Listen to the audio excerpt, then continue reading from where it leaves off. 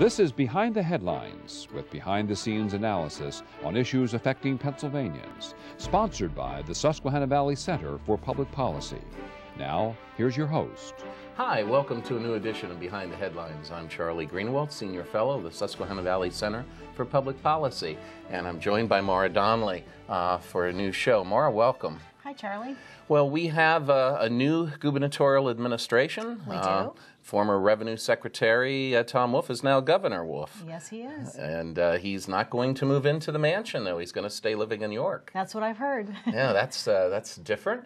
And we find that we're going to have a new state treasurer. That's true. Well, what happened with Rob McCord? Oh, there was a lot of analysis out there about what happened, but he's in a little bit of trouble, so he has stepped down. Yeah, this is interesting. The two of our three row officers, one now is resigned and one is under siege. So we'll have to be following that.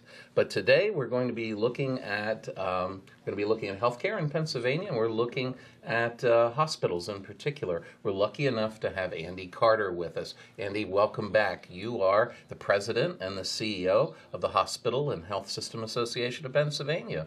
Welcome back so much. It's so nice to have you back. It's a pleasure to be back. Thanks for having me. Recently in the news, we've been hearing a lot about measles around the country. What should the people of Pennsylvania know about measles in the Commonwealth? Well, it's important to recognize it's a very dangerous disease, and we developed a strategy for vaccines in America worldwide to stamp out the disease, and we made huge strides, getting to the point where we had almost no cases of measles. But there is a resurgence, and first and foremost, Americans who are eligible to be vaccinated should get vaccinated. That's our view. And secondly, Pennsylvania hospitals and hospitals across the country are certainly gearing up to make sure they're responsive in providing care to anybody stricken by measles. And we've gotten some practice in being ready for infectious disease. We worked very hard to be ready to treat Ebola patients who might have emerged in Pennsylvania. Fortunately, that hasn't happened, but we're ready. Okay. I know that Pennsylvania's been on the map with a few measles outbreaks, so that's good to know that that we would be prepared if anything came along. But that's not really why we asked you to be here today. So we're going to talk about the exciting issue of nonprofit tax exemption. Mm-hmm. And we're going to talk specifically about Senate Bill 4, but I want to give a little bit of background about how hospitals are, what their tax status is, how they're taxed now, who taxes them, and then we're going to get into some of the details of Senate Bill 4. Well, thank you, Maura, and I'm glad to talk about this because it's very topical. Senate Bill 4 is being considered by the legislature. The same bill was approved by the legislature last session. It is a constitutional amendment to go to voters. So it has to pass the legislature twice. And since this is the second time, there's even more intense interest. So to your point, Maura, the background. In a word, the majority of hospitals in the Commonwealth are nonprofit. And they're nonprofit and have earned the privilege of not paying taxes because in exchange for that privilege, they're providing hundreds of millions of dollars in community benefits. Everything from free health care for people who can't afford to pay it, wellness services to people in the communities. And we put out a report every couple of years that shows that total value of those benefits that we provide exceeds $3.8 billion. Just billion. It's a huge commitment to our communities. And we are held accountable for making sure that we deliver enough benefit to earn the right not to pay taxes. So that's the background about why they are a nonprofit. The trick is, what makes you eligible to be nonprofit can be controversial. And we thought the controversy... You mean a nonprofit that is tax exempt? Exactly, yeah. Okay. Yeah. A charitable organization okay. that doesn't have to pay taxes. Again, you have to have a set of standards in place that entitle you to clear that hurdle and not have to pay those taxes. And because it's been controversial over decades, the legislature came up with a plan about 15 or 17 years ago to establish a pretty clear set of standards. I'm not a lawyer, so I couldn't itemize them, but they basically are designed to determine, are you providing valuable community benefits? And are you meeting a public purpose? Are you doing something that if you weren't there, government would have to do? So this test was in place for many years. The legislature did the hard work to design the test. The governor signed it. But a couple of years ago, the Supreme Court issued a ruling that essentially threw that practice out. And we're back at it now with a controversy about how to do it. We think Senate Bill 4 would establish a constitutional amendment to move that decision from courts, the Supreme Court and dozens of courts across the Commonwealth, back to the General Assembly for it to decide what those tests should look like. So we need a constitutional amendment because of the court decisions. Is that correct? Exactly. They basically said they circumvented something and have to make it a constitutional change. Exactly. The Supreme Court determined that it had the authority based on its interpretation of the Constitution to decide what the standards are to earn tax-exempt status. Oh, okay. Well, if we're going to overcome that, it has to be an amendment. it has to be an amendment. Okay. So we want to go to the voters and have them weigh the issues and decide, do they believe that their elected officials in the General Assembly, along with the governor, are best suited to decide which organizations should be tax exempt. And this isn't really just about hospitals. Senate Bill 4 applies to all the charities in the Commonwealth that are right now very much at risk of losing their charitable status. And we have real examples of organizations under fire. For example, the YMCA in Warren County is at risk of losing its tax-exempt status. And the reports from Warren County are very troubling that the Y might have to close if it has to meet this tax obligation that we think is being improperly imposed on it. Could you lift the curtain and let us in a little bit as far as the discussions that occurred within your own organization over time? How did it come to be that your association decided to support Senate Bill 4? What were the critical arguments in this decision? The main reason we support it is we do want clarity. We want strict standards in place. You shouldn't be able to just walk in and get a permission slip not to pay taxes. There ought to be strict standards in place. Without those strict standards, there could be a wide variety of standards established by local and county courts, and that leads to a near impossible situation in which our member hospitals and, equally important, other charities don't know what it would take to maintain their tax-exempt status. But that's kind of lawyers' talk. From our point of view, the reason we support it is that we believe in the work that our members are doing to provide community benefits that are measurable and tangible and that are actually reported to the federal government on our so-called Form 990s, where we have to declare the value of all these services we provide in exchange for not paying taxes. Those services are relieving local government, state government of a real burden. If they lose that tax-exempt status, they're not going to be able to afford to provide those same services. And if they're not providing those services that are valued by communities, who will? It's going to have to be taxpayers. So the secondary reason is we want to preserve an environment in which we continue providing community benefit, relieving government of a burden, and as a result, managing and minimizing any excess burden on taxpayers. Okay, so Senate Bill 4 has passed one time in last year. It needs to pass a second time. Then it will go to the voters, and the voters will basically be answering the question, who's responsible for establishing the criteria? Exactly. Okay, so that's really still just the beginning, because then the criteria has to be set. Exactly. So are you hoping as an organization to have a seat at the table when we get to that point, which is still a little ways out, of what does that criteria look like? I would imagine you'd want some input, but how about a seat at the table? Absolutely, and I think the legislature and the governor's office will all be involved in, when we get to that stage, in making sure that those criteria are fair, strict, and uniform. It'll be a long, complex discussion. we've heard some complaints that this bill is moving too fast.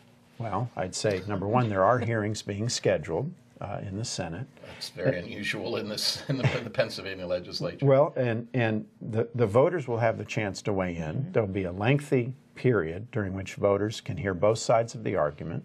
And then the legislature will again take up the matter to actually pass a bill establishing the criteria. And there will probably be more hearings. Plenty of opportunity sure. for people to put in their ideas. Well, speaking of the opposition, what is the opposition saying? What are they looking for? Well, how could they be opposed to fair and strict and uniform? You know, you'd have to ask them, but let me do my best to give a fair case. I think there is a lot of pain in our local communities. The economy is still recovering. Local governments are struggling to meet their obligations. And so they are looking everywhere they can for sources of revenue. And they like the possibility that under the existing environment, without the constitutional amendment, they might have a better shot at getting favorable treatment so that they can tax charities. That's a bad step for the Commonwealth because of the damage it'll do to these charities and the loss of services. And I think that's the main argument, that that they want to find new sources of revenue.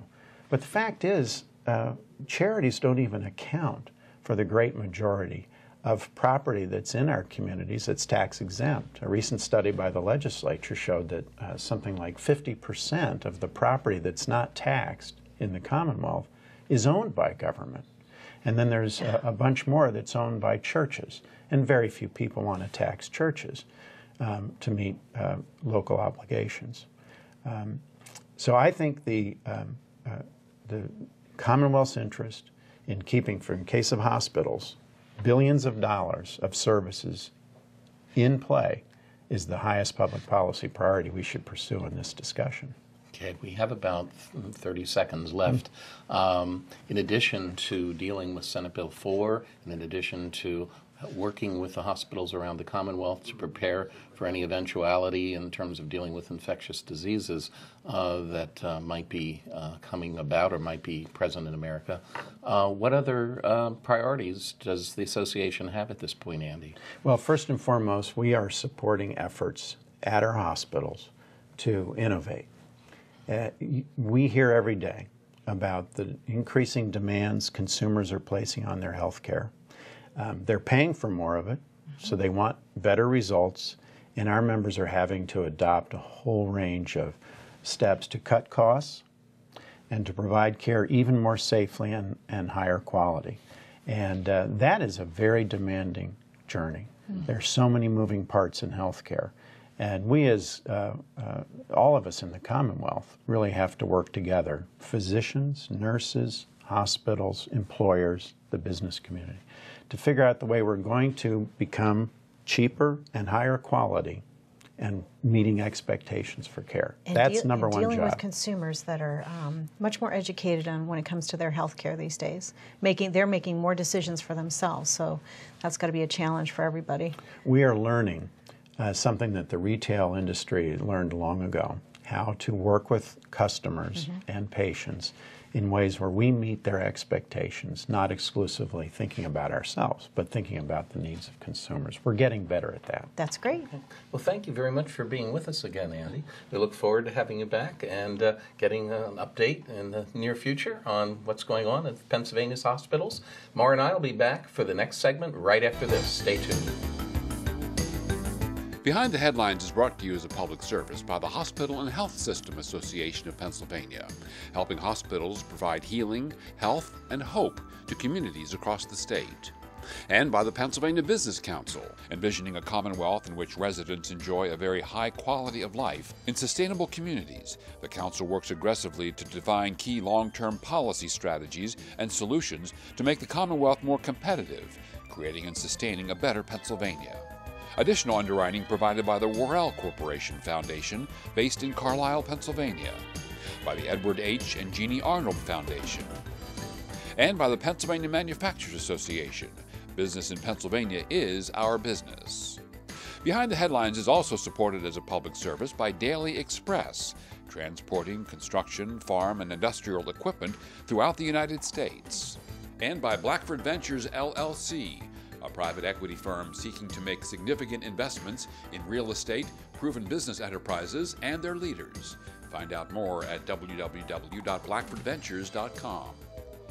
And by the Pennsylvania Highway Information Association, the go-to source to learn about transportation projects and issues. Visit pahighwayinfo.org. Hi, welcome back to the second segment of Behind the Headlines. On this segment, Maura and I are happy to welcome Dave Sanko. Dave is one of our favorite guests because he is one of the best experts on local government in Pennsylvania. He is the executive director, of course, of the Pennsylvania State Association of Township Supervisors.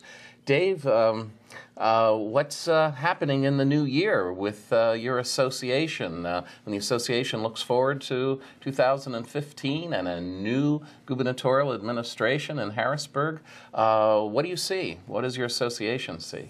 Well, I think we're like many waiting to see what happens, to see how a new governor and a new legislature interact with each other and begin to unfold. And we look forward to the opportunity to partner with all of them for the benefit of mutual constituents all over Pennsylvania.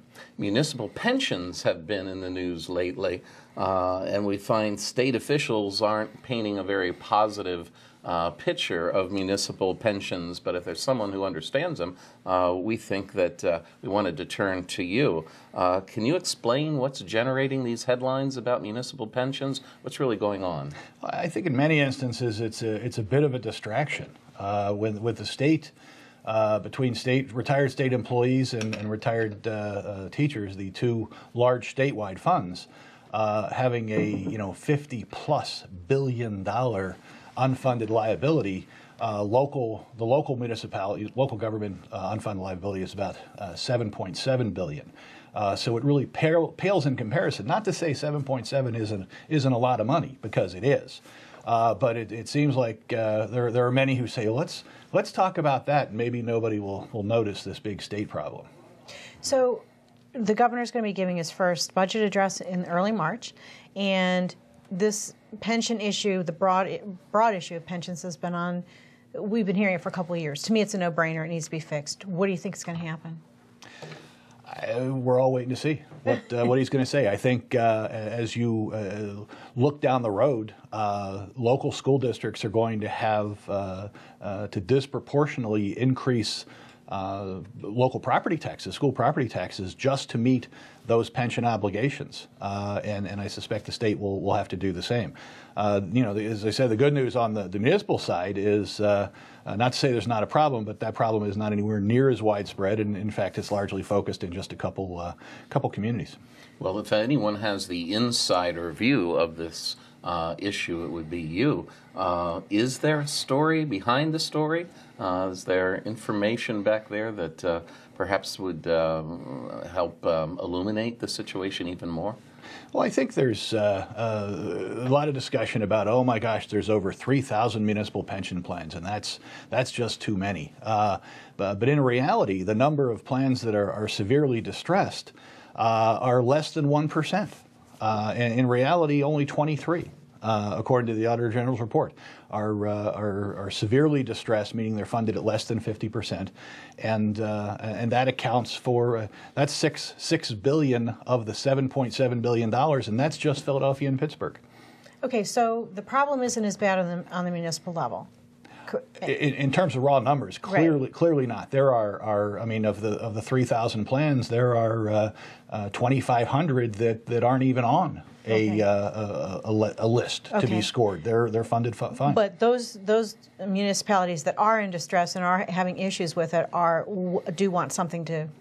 They've got it has to be fixed. Absolutely, and they should be. But I think our point is that there are reasonable common sense fixes that can be done to fix those problems for those communities without penalizing the other 2,500 communities. It's kind of like when you were a kid and everybody had to take cod liver oil. Oh, I see. You don't have if you're not sick, you don't need it.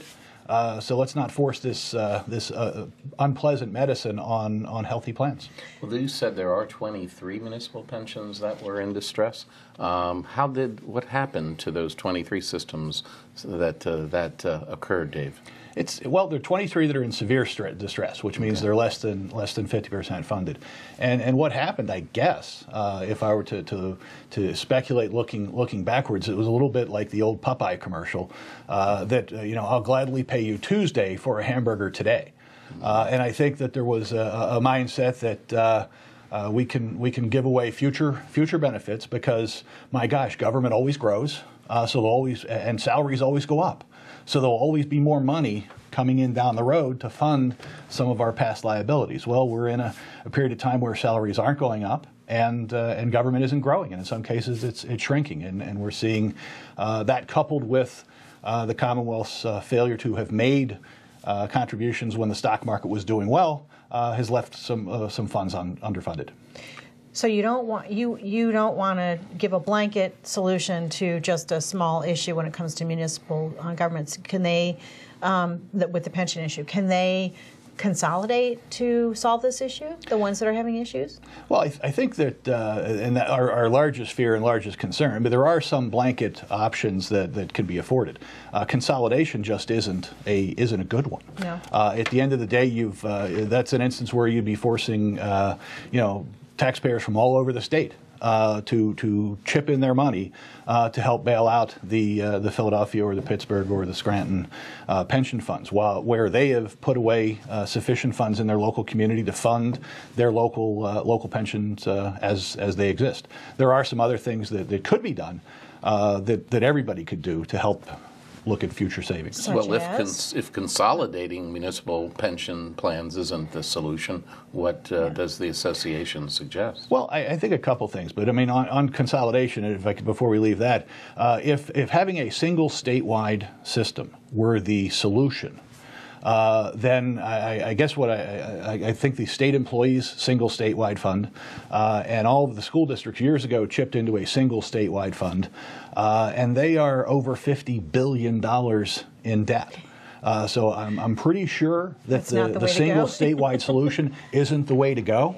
But other things that you could shift away from a defined benefit plan to defined contribution plans. Mm-hmm. You could, as the Auditor General suggested, he had some good suggestions, disallow lump sum payments for sick leave or overtime payments calculated into retirement calculations when they were one-time things. You could simply recognize that people are living longer, change your actuarial tables, and lower the amount of the contribution because you have to pay it out for a longer period of time. What's the reaction going to be? What would the feedback be, do you think, from individuals that might be impacted by this? Well, I think it varies from people who say who say we don't have a problem at all. Let's not do anything right now, and we've got some reforms in place, and let's see how those play out a little bit. To concerns about changing benefits moving forward. I mean, I certainly don't advocate, and we as an association don't advocate taking away anything that anybody already earned or was already promised. But it does seem that there's You think being prospective is better if there's any changes made? Clearly, I don't think you can go back and change what was already awarded. But I think you could draw a line on a calendar and say, and from this point forward, we're going to have a different kind of plan. Well, looking forward to this new administration and a new General Assembly, what will the other priorities of your association be, Dave? What are you going to be looking to accomplish in this new General Assembly? Well, I think a couple things. One, there's an awful lot of discussion about a natural gas severance tax. And as the original Act 13 was written, impact fees would go away. Now, those local impact fees have afforded most of our communities to keep taxes down to be able to pay for some of the burdens that they've had to bear as a result of the natural gas industry expanding. And that would go away. So I think we would want to make sure that in whatever that new funding model looks like moving forward, that there be that not all the money goes to Harrisburg. and perhaps never to be seen again, and that some of it stay in the communities where it's been doing a lot of good. Would you prefer? I'm sorry. I was going to say, you would prefer the status quo, though, in terms of the Marcellus shale and natural gas? I think the status quo has been a good working model. The amount of money that has been afforded to communities has been a good working model. It's allowed communities to put some money aside for future costs, and it's been a good working model. And if we can maintain that level, that is not to say that if there's going to be a severance tax and that's the will of the legislature and the governor, then there will be a severance tax. We would just argue that the portion that was afforded to local governments be maintained. Yeah. The local impact fees, if you do away with those and you have a severance tax, you're just putting money in the right pocket instead of the left pocket, aren't you, Dave? It's I don't think the natural gas industry would say that.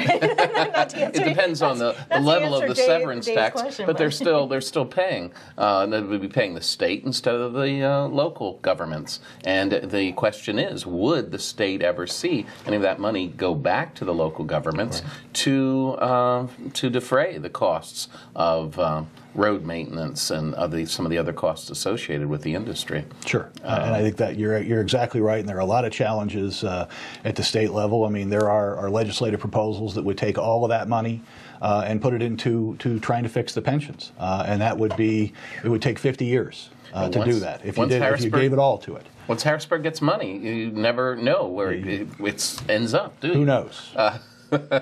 Well, we want to thank you very much for being with us today, and we look forward to hearing a report soon on what's going on with the Township Supervisors. We look forward to having you back very soon. We'll be back next week with a new edition of Behind the Headlines.